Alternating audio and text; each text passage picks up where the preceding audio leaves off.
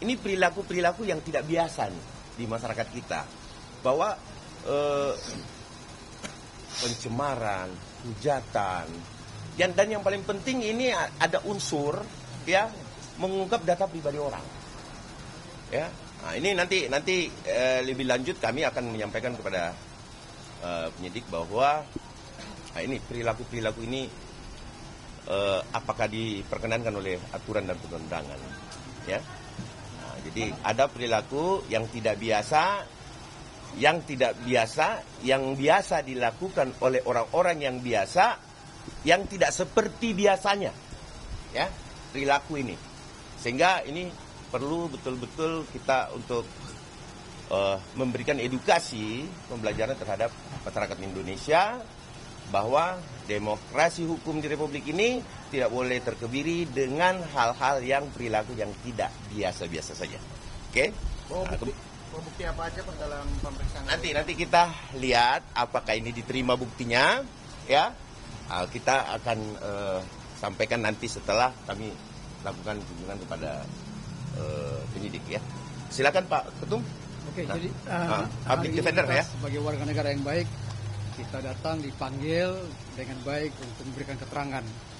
Jadi semua keterangan kita akan berikan yang terbaik. Kita akan buktikan bahwa apa yang kita beri adalah benar dan tepat. Dan saya yakin bahwa proses hukum tidak akan bermain-main. Semua akan berjalan dengan baik. Jadi tolong kawali, kita sama-sama kawali apa yang kita laporkan, semua akan berjalan dengan baik. Kita yakin itu karena semuanya sudah disetting begitu rapi sehingga hari ini hari yang terbaik untuk kita buktikan secara hukum. Terima kasih. Pasal-pasal apa aja sih Pak? Silakan. Oke, karena saya yang melaporkan, ya, mewakili organisasi saya, ya. Yang jelas yang advokat public defender, yang jelas yang kami laporkan ini adalah delik umum atau biasanya umumnya disebut delik murni. Delik murni. Ya. Yang mana, ya kan, apabila terjadi suatu peristiwa pidana, maka bukan korban dia boleh melaporkan. Contoh pembunuhan. Ya, kalau pembunuhan kan kalau kalian lihat di depan situ ada pembunuhan kan kalian boleh laporkan, betul tidak? Ya, jadi itu deliknya. Jadi jelas ini perlu teman-teman pahamin bahwa yang dilaporkan oleh Pak Jokowi di Polda Metro Jaya itu adalah delik aduannya. Yang kami laporkan adalah delik murninya. Ya. Pasal yang kami terapkan di sini adalah pasal 160, penghasutan. Itu jelas ya. Oke, kenapa kami duga ada penghasutan? Karena si RS itu seolah-olah meyakinkan masyarakat bahwa itu adalah produk palsu. Itu intinya. Ya kan? Itu intinya. Ya, yang kemudian kami jongtokan lagi kepada pasal 28 ayat 2, mempublikasi melalui media. Oke, media online. Ya, YouTube ataupun yang lain-lain. Ya, kemudian nanti kami lihat dalam pemeriksaan, pastinya kami akan menambahkan pasalnya. Ya, tapi pasal itu kami belum bisa sampaikan sekarang. Ya, kami belum bisa sampaikan karena nanti pada saat pemeriksaan aja. Nah, pada saat pemeriksaan kita akan lihat memang apabila ada terkait terhadap unsur yang nanti kami mau nambahkan pasalnya, maka kami akan tambahkan. Oke? Ada yang mau ditanyakan? Silakan teman-teman. Intinya bahwa pasal yang kita terapkan adalah pasal-pasal yang memang delik murni. Ya, absolute offenses.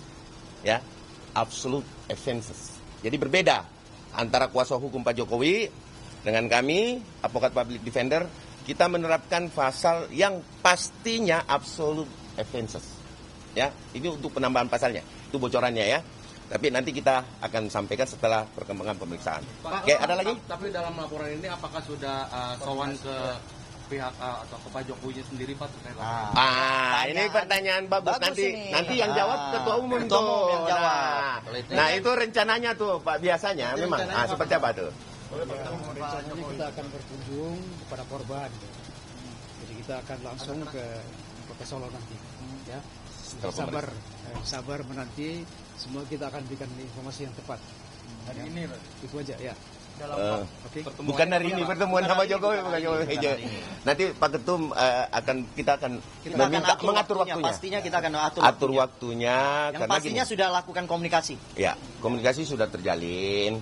Cuman kita atur waktunya karena kan LBH itu ya kalau LBH ataupun ada sesuatu yang sifatnya kasusnya itu adalah absolute offenses, maka memang wajib setiap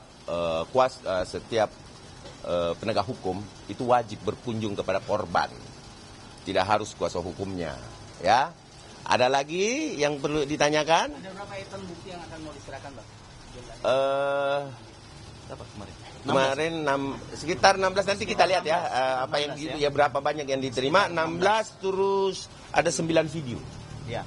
Yang kami anggap itu masuk dalam tindak delik murni, ya, atau absolute offense.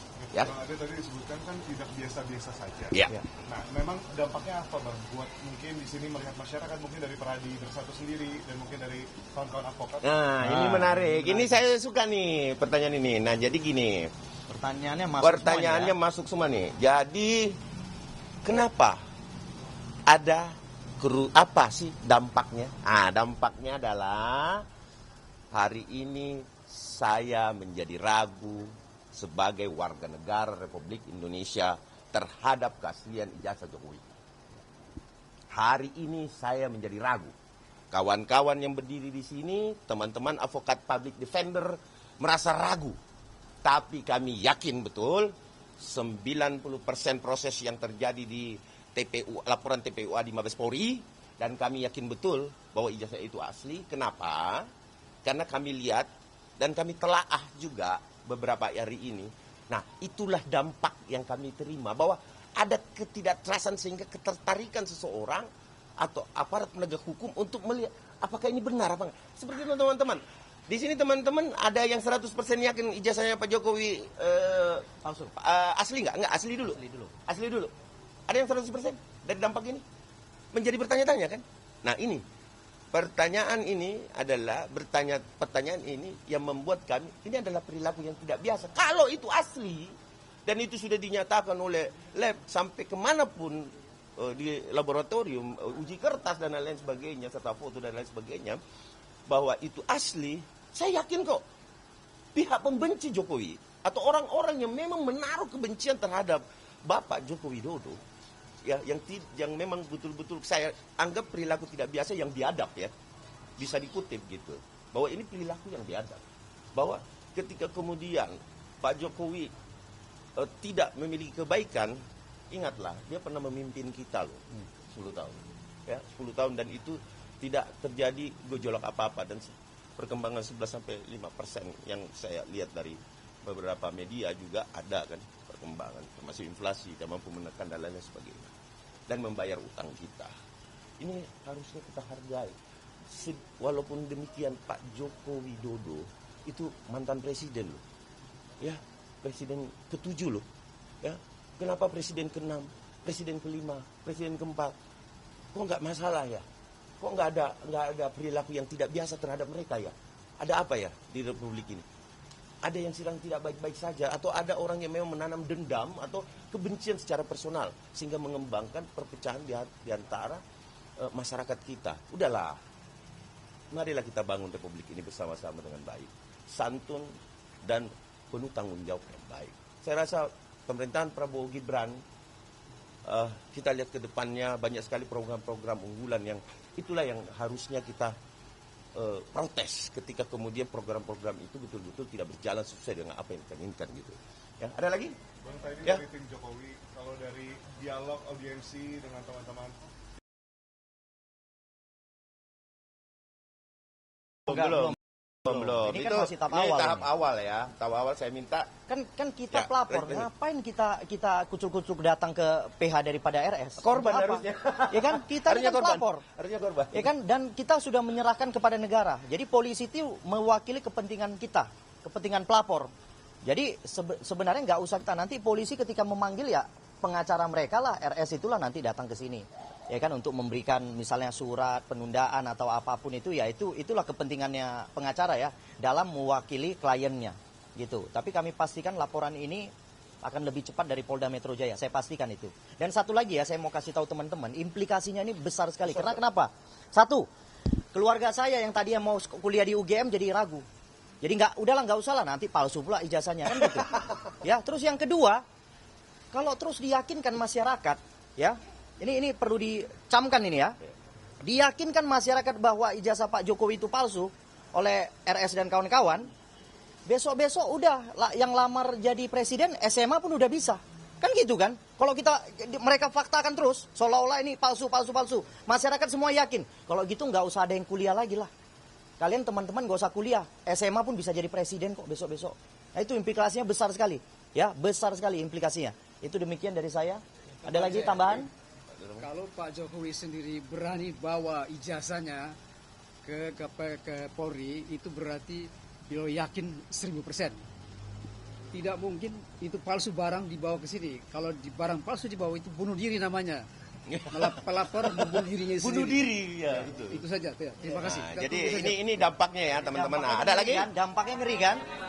Ada lagi nggak? Kami masuk dulu ya. Ada lagi ya, udah ya. Oke. Nanti habis masuk baru kita habis kita diperiksa lah ya. Item nggak bisa di-spill sedikit. Nanti merusak pemeriksaan. Jangan. Ini dia ya. Ini dia ya. Oke, jangan ya. Oke. Oke teman-teman.